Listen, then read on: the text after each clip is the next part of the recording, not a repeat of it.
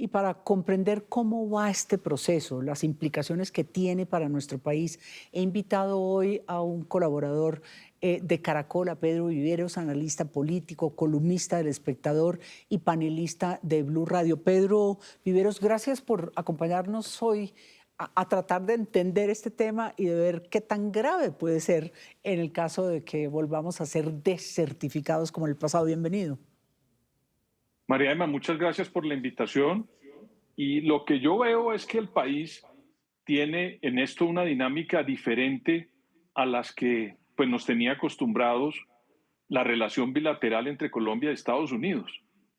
En este caso hay unas grandes diferencias entre los mandatarios y el tono de cada uno hace pensar que no hay, digamos, una especie de puente de entendimiento entre el Ejecutivo norteamericano, el Ejecutivo colombiano y sobre todo esa consuetudinaria histórica relación bipartidista con el Parlamento. Ahí pareciera que hay más bien como desencuentros que encuentros entre los diferentes sectores para tratar de resolver un problema que, entre otras cosas, no es solamente de Colombia, es algo que convoca también a los Estados Unidos y sobre todo a su ciudadanía, María Emma. Claro. Hoy decía Gregory Mix, precisamente ese gran demócrata y muy amigo de Colombia, desde el Congreso, que esto no es un problema solo de Colombia, como usted dice, es un problema también de Estados Unidos y que tenemos entre los dos que buscar esa armonía.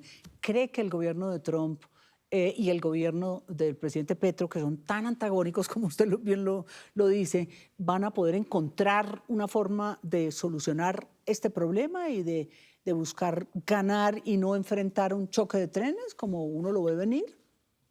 Pues a mí me parece, María Emma, que Colombia sigue siendo como esa especie de portaaviones de la política internacional de los Estados Unidos en nuestra región.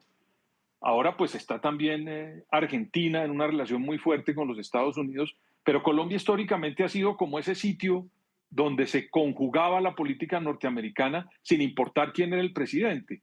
Entonces creo yo que ahí hay una oportunidad para el presidente Petro de tratar de presentar una política internacional seria y sobre todo una política con los Estados Unidos que hasta el momento, María Emma, lo digo, ha carecido el gobierno de decirnos a los colombianos y a los norteamericanos cuáles son esos puntos que unen para mantener esa política que históricamente, con altas y bajas, María Emma, pero que siempre había prevalecido a pesar de las diferencias que podían tener diferentes sectores. Y yo creo que si eso se preserva, puede haber unos caminos de entendimiento, pero en eso hay que ser muy pragmático.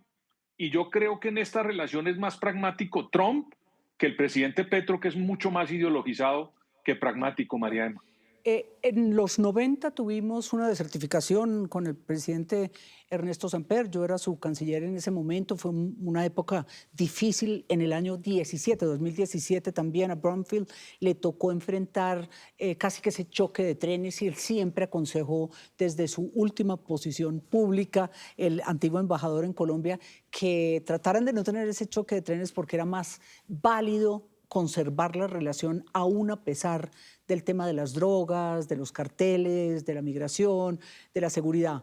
¿El momento es el mismo o hay grandes diferencias, Pedro? ¿Cómo lo ve usted?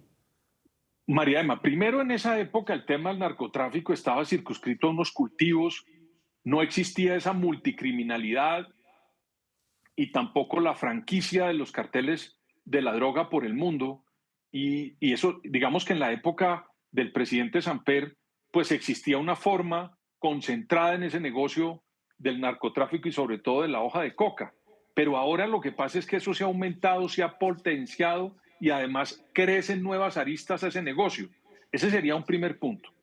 Entonces hace más difícil tener una política y una conversación directa a pesar de las diferencias, porque ya no es solamente los cultivos, sino todo lo que hay alrededor de eso.